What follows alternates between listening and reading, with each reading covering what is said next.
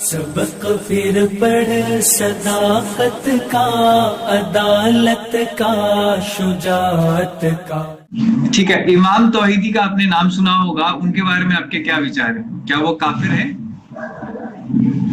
कौन? इमाम तौहीदी हैं, ऑस्ट्रेलिया से हैं। और आप चूंकि यूएस में रहते हैं तो वहां पे लिंडा सॉरसोर हैं, उनके साथ भी जो है काफी हाँ, उनका जो है इतलाफ रहता है, तो वो काफी बार जो है आते लिंडा रहते हैं। लिंडा लि- लिंडा लिंडा सरसोर को मैं ट्विटर पे जानता हूँ, और शायद इमाम तौहीदी जिसका नाम आप ले रहे हैं, मैंने उसकी उनकी कुछ ट्वीट्स देखी हैं। तो मैं उनके क्या बिलीव्स हैं ये तो नहीं जानता हूँ। अगर आप उनके मुझे कुछ बिलीव्स बताएंगे तो बहुत आसानी के साथ मैं बता सकता हूँ। जहाँ तक कि लिंडा सरसोर हैं, बहरहाल एक मुसलमान औरत हैं, सोशल राइट एक्टिविस्ट हैं, मैं उनके काम को एडमायर करता हूँ। ठीक।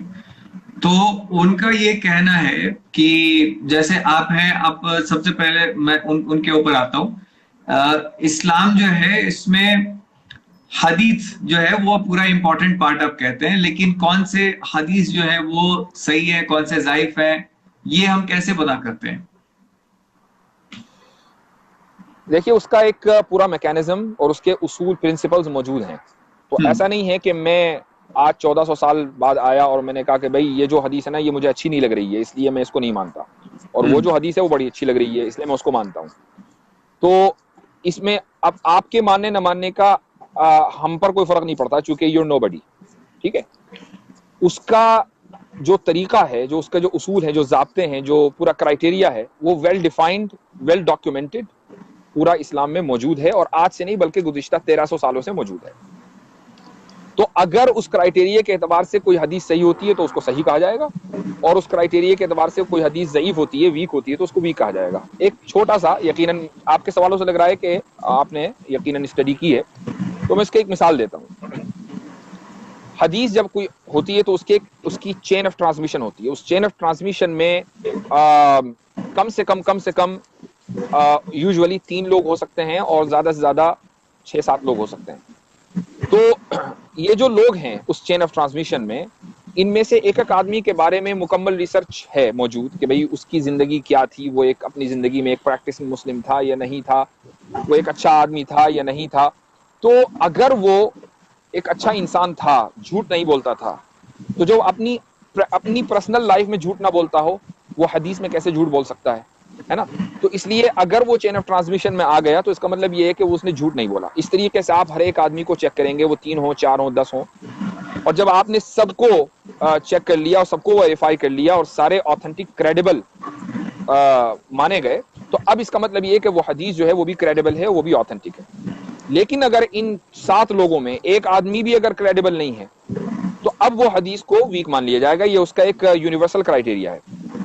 ओके। ठीक है, तो जी, तो ये एक सिंपल सी बात है। अब अगर कोई आदमी इस क्राइटेरिया को नहीं मानता, और ये कितना कॉमन सेंस वाला क्राइटेरिया, ऐसा नहीं कि इस क्राइटेरिया को डेवलप करने में कोई 100 साल लग गए, और ये कॉमन सेंस है। भाई मैं आपको कोई बात कह रहा हूं और आप मुझ पर एतबार करते हैं कि ये झूठ नहीं बोलता, तो इसका मतलब जो बात मैं कह रहा हूं वो सच होगी। सीधी सीधी बात है। सही।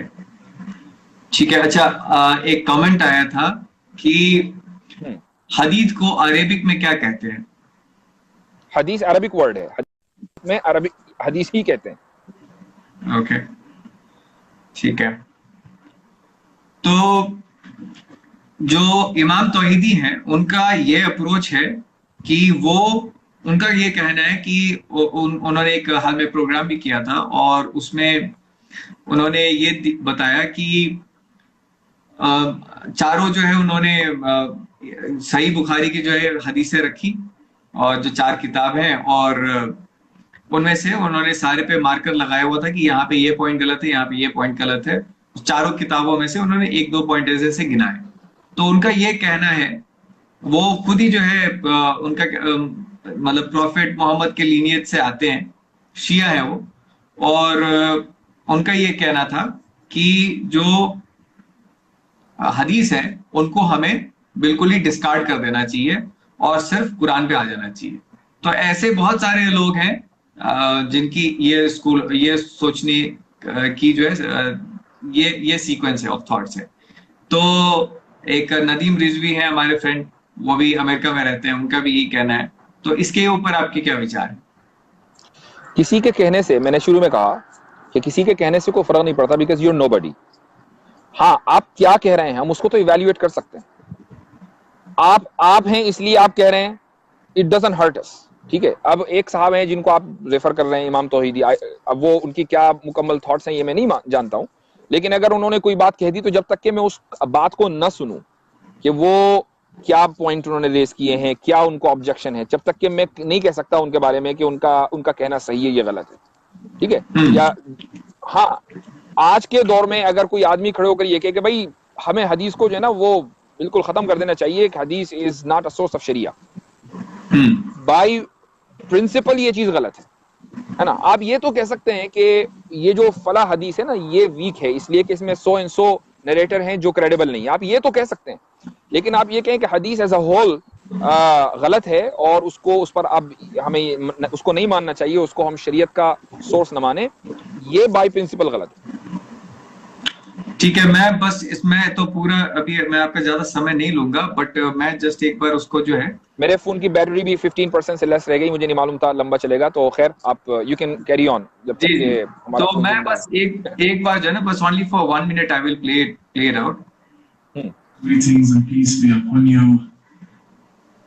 Salamun alaikum, shalom. But precaution when it comes to dealing with this ideology. It is not harmful to educate ourselves to what was written in one of the volumes.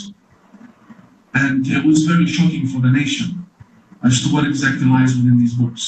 The Bukhari interprets the Holy Quran, especially volume 3 from Sahih al-Bukhari, that focuses on the Quranic interpretation. It teaches us Muslims how to live our lives with the grand ayatollahs within the Shia school. They'll give you one volume that is made up of Arabic and English. They have cherry-picked and selected for you and translated for you what they want you to read from Sahih al-Bukhari. They do not, because they believe that their Prophet Muhammad has been insulted. I'd just like to double check if the voice is actually minority followers. Exactly is written within these books, the hypocrisy within the Bukhari. Now we Shia, we don't even believe the Prophet was revealed to the Prophet. ये क्या कहें, मुझे समझ में नहीं आ रहा आधी बात। जी, मैं आपका ज्यादा टाइम नहीं लेना चाहता, तो मैं संक्षेप में बता दूं। ये जो है कुछ ऐसे पॉइंट जो है वो पॉइंट आउट कर रहे हैं कि जो कि बहुत ही एब्सर्ड है अकॉर्डिंग टू मतलब कॉमन सेंस। तो मैं उसको भी मेंशन नहीं करना चाहता, इस वीडियो के अंदर है वो चीजें, बट मैं इसको जनरली लेना चाहता हूं कि इनके हिसाब से जो चीजें वहां पे लिखी हुई हैं वो बहुत ही एब्सर्ड हैं। जैसे कि प्रॉफिट जो है वो मतलब कहाँ पे जो है यूरिनेट कर रहे हैं, या फिर कहाँ पे जो है मतलब एक रात में कितने औरतों के साथ जो है मतलब कितने बीवियों के साथ जो है वो समय गुजार रहे हैं, इन सब पे जो है कमेंट्री की हुई है इन किताबों में जो कि बुखारी की है। तो इनके हिसाब से इतने सारे एब्सर्डिटीज हैं कि जिसके बेसिस पे इनका कहना है कि हमें सारे हदीसों को इनवैलिडेट कर देना चाहिए। तो मैं एक पॉइंट नहीं डिस्कस करूंगा, बस मैंने आपको टाइटल दिखा दिया कि मतलब एज अ रेफरेंस। आप मुझे उसका लिंक भेजिएगा जब तक कि मैं उस चीज को सामने जिसको न देख लूं। अभी आप मुझे ये तो पता चल रहा था कि एक आदमी बोल रहा है, लेकिन चूंकि आप वीडियो में दिखा रहे थे तो मुझे एक आवाज समझ में नहीं आ रही थी वो क्या कह रहे हैं। बिल्कुल बिल्कुल। तो आप उसका लिंक भेजें तो उसके बाद ही मैं उस पर कोई कमेंट कर पाऊंगा। करेक्ट। लेकिन इतना जरूर है कि बाय प्रिंसिपल अगर कोई शख्स ये कहता है कि हदीस को हमें नहीं मानना चाहिए, he is wrong. Okay fine, ठीक है। अब सबक फिर पढ़ सदाकत का, अदालत का, शुजाअत का, लिया जाएगा तुझसे काम दुनिया की इमामत का। सबक फिर पढ़ सदाकत